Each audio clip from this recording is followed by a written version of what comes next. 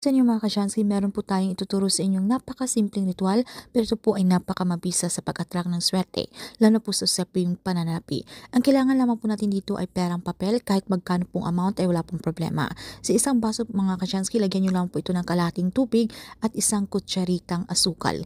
I-mix nyo lang po ang mixture na ito, and then yung ating perang papel, ipatong nyo lang po ito sa mesa, and then ipatong nyo po yung ating baso doon po sa ating perang papel. And then i-mix nyo po yung ating tubig, okay, na may asukal. And then habang minimix nyo po iyan, so pakaisipin nyo po ang inyong mga kahilingan, ang inyong mga gustong mangyari, inyong mga wishes.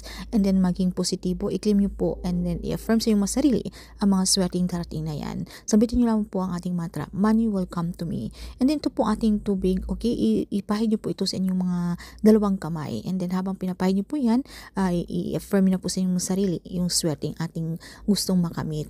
And then pagkatapos, hayaan nyo lamang po itong matuyo sa hangin para kumapit po sa inyo ang swerte, lumapit po sa inyo ang swerte. Itong perang papel mga kasyansky, pwede nyo po itong gastusin on a special day, pwede nyo po itong ibili ng pagkain or importanteng bagay. Alright, so good luck po sa inyo.